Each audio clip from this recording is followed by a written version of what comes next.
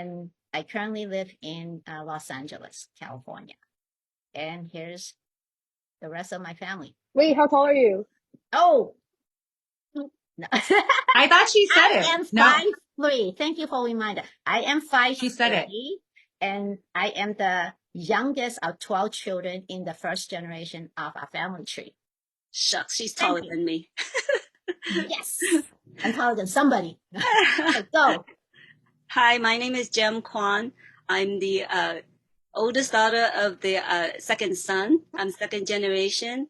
I was immigrated from Toisan, China when I was 11 in 1979. And I am 5'2". Be under 5'3". Yeah, right. And I currently live in Castro Valley, California. And I'm not an Ancestry.com user, but I know some of my family are, and they're happy with it. Hi, my name is Brenda Ma. My height is 5'7", although we've been arguing about it on this call. My niece keeps telling me I'm way shorter than I am. I live in downtown. We argue. Yes, totally. I live here in downtown Los Angeles.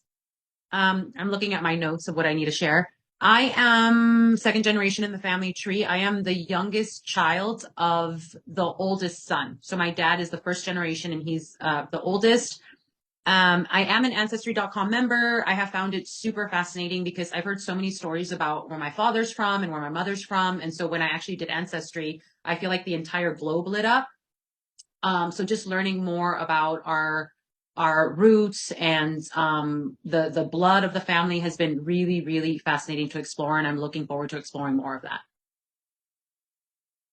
I'm Ian Havel. I am second generation, and my mom and dad are both in this call. I am the youngest son of the youngest daughter from the first generation. I am not an Ancestry.com user, and I live in California with my parents. Oh, I'm also 5'10", so I'm taller than pretty much everyone in this call. I don't know about that. Oh, yeah, go Esly. Hello. Calm down, Esly. Calm down. My name is Esly Ma, and I am third generation, and I am one of the 10 grandchildren of the oldest son in the first generation. I'm like 5'9", 5'10", and I was born and raised in California. And I am not an Ancestry.com user, but I do want to learn more about my ancestry. So, yeah. Very cool. Okay, I'm Ted Havel, and I am the husband of Cam Mar Havel, who's in the first generation, so I'm first generation by marriage.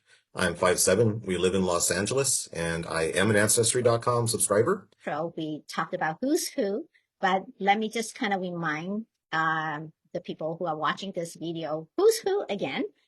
Brenda is my niece. She is the youngest of my oldest brother. And Jem is my niece. She is the oldest of my second brother. And then Ian is my youngest son. Esly is my grandniece from my oldest brother. And Ted is my husband. And, you know, everybody comes from a different parts, and we all came back together as a, family in the United States. And the way that we stay connected, because we don't all live in one area, is through celebration of major holidays like Chinese New Year's, Christmas, Thanksgiving, and many different other things. And at the same time, we also have group chats that we utilize, and sometimes FaceTime, because of the technology is so advanced. So it's very easy for us to stay in touch and share, because I know that, some of our family group chat, we share what we're cooking for dinner that day, or we just share what's happening. So that's how the family stay together. And the documents that help create our family tree is, I started by just really talking to my mom about the family. What, who's who and how are they related? And I just took notes. And from there, I created a more formal family tree that was presented to my oldest brother during his 70th birthday. And you did a great job. Thank you. But it was super beautiful, really cool. And this is a time that we actually need to update, because that's been 16 years ago. I can't even believe it. 18 Esly on the years. call. 18 years. Oh, sorry, 18 years. When I was born. Yeah, and Esly on the call, she was a tiny little baby. And now look at her. She's all grown up. And She's still a tiny little baby. see the rest of us who She always see is, us what as are you? babies. 5'9"? Not that tiny. Yeah. So Tinier than me. that's how we collect documents. And as I talk to extended relatives, they share documents too. And so I'm kind of the unofficial document collector, historian for the family, if you would. It's official. Yeah. Oh, We just made it. Look at that. Jen made it just official made tonight. official in this call. But and it's so much fun because I love, you know, my culture, my background, and my tradition. So I'm very proud of it, and I really want to share the stories. So now let's continue by, you know, talking about who's the most charismatic storyteller of the group. Ian. So, you know, my mom's a historian, but I also think that she is one of the most charismatic storytellers. In the same way, you know, my grandma, her mom, taught her about the family. My mom has also done her part in teaching me. I remember when I was younger, because we have such a massive family, she would, you know, make Over me 50 actually, people currently, by the way. it's massive. I had a hard time remembering it when I was younger, so she actually made me write it, like write out the tree. But she would also give me little tidbits of history and explain every, like, you know, geographical region our different parts of our family came from. And, you know, like as I grew up, I'd get more and more information, and she's been, you know, just a massive bank of information. That's how I think she's the best storyteller in this family. Esly will help us understand, you know, what makes our heritage tradition, you know, what keeps us together, and Yeah. what are those details? Tell us more, Esly. So I am third generation, and from my perspective and what I see that brings us all together is really just the holidays. And I guess specifically what in the holidays brings us together is like the food. I feel like we all Yes. sit down and we all eat together and we all bond over the food. And it's really just a time for us to kind of appreciate each other.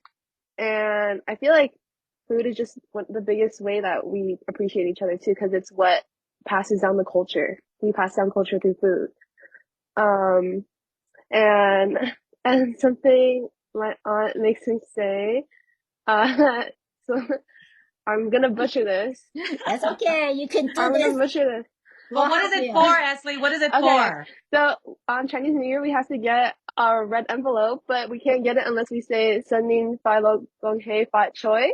Yeah, very And good. yay! Yeah. And so we have to say, or else we can't get any of our red envelopes on Chinese New Year. And Yeah, that's a really big thinking about that. that's a tradition we pass down. That's something else that that brings us all together. So What is it about, you know, the family that makes it unique? So, what I would say is I just thought everyone grew up like with a family like our own. And I think what helped me to see a sense of uniqueness within our family is as I was growing up, how people responded to our family. So anyone who would ever come over would be like, can I be adopted? Is this really how your family is? And I was like, isn't everyone's family like this? So I thought everyone had a huge family. Everyone lived on the block. So in terms of what makes us unique, the way that I've described it in growing up and again, seeing how people have responded to our family is my parents created a village-like experience in the middle of downtown Los Angeles. Mhm. And the coming together and the being together through food, like Esly said, or just hanging out. I didn't know that every family did not have that. So I realized there was a uniqueness in how people responded to us. So, Jem, you're going to tell us about what is in the past that has stayed with you and that ties you together with the present. I want to expand to Brenda's concept of village. I actually was immigrated from a village when I was from our ancestors' village in Toisan when I was 11, and I come over and I didn't know my family because I haven't met them. My dad had been apart from his parents for 35 years, so it's his first time seeing his parents again, and just being surrounded by all of our uncles and aunts just a few houses, few doors away. It was like home, you know. I fit in right away, even though I didn't really know my family because I never met them until we immigrated, you know, to the U.S. And it was And such that is actually the case for everyone.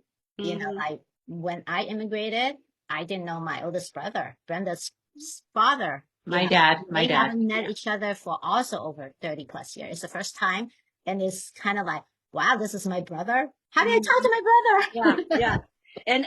And growing up and just being so close proximity to the uncles and aunts, there was always a place for me to go to. And we have so many family that we took turn each Sunday cooking a meal to share. And we all come together every Sunday. The uncles have their own little man cave where they play cards, and the kids, the cousins play hide and seek. I mean, it was like the best childhood memory. So much so that when I have my children, that's what I wanted, for my kids. So I moved like a few houses down from my sister-in-law, and I told her, I said, I want to live close to you because I want to create this kind of community for my children, just like my childhood, where, the cousins we created cousin day. Every Friday, my children, we call it the cousin day because they got to hang out with their cousins and share a meal, kind of like what I remember and treasure in my childhood. Jem, I love that. I didn't know that. Yeah. I love that. Oh, yeah. So this, because you talked about how you grow up, that's your memory. What about today? And for us, I live in Northern California and the rest of you in Southern California. We travel every holiday just to make sure we get to see my big extended family, you guys, we look forward to that. Unfortunately, we don't get to do it more often. And so you guys don't know it, but I actually sent my friend who was visiting me in LA and I had left early. They went to our Thanksgiving meal without me. They went Oh on my their God. own, Wait, okay? I remember that. Yes. And they were like, hey, and we literally were just like, come on in. I said, Just my come on family, in. yeah, I said, my family will welcome you in because they know you're my friend. You can just go and be fitted in. I think that's the year we had our 126 people at Thanksgiving. Yep. That was Yep. and I literally talk about that one. Okay. Yes. Yeah. All right. Moving along. We Sorry. need to move along. Okay. Are you familiar with Ancestry.com, Ted? My family is not as big as the Ma family. The Ma family is huge, it's ginormous. I was in total shock at how big it was. In fact, my entire family tree, which I've done on Ancestry.com here, going back to 1654, probably looks like the first seating at Thanksgiving dinner with the Ma family. So we go to my wife's site here. We're going to go check out her profile and expand it. We're going to see grandma and everybody pop in here. These are all currently the first generation that we have. And if you go down here, we have the nieces and nephews. These are from Uncle Larry, and you can see all his kids that are down there. But I think the great thing about Ancestry.com is that as we start doing research here, we start pulling up records and we see new things, and it gives us a hint. Wow. Like here's brand new things. So did you ever see, Brenda, your dad's immigration paperwork? No, this is so cool. So this is the actual document that was put in to the state court to have him become a United States citizen in 1966. I've never seen this. Oh my gosh. So, what this does is this helps us to see all the information and stuff that we have grandma's immigration cards. We have her parents' immigration information. Oh so my we have a gosh. lot of paperwork that we have lost. And now we can pick it back up, Yeah. So, oh my gosh, that is so cool. Discovering all this document definitely is like treasure, found. So I think it's great. So hopefully we'll be more of an expert user in the future of Ancestry.com.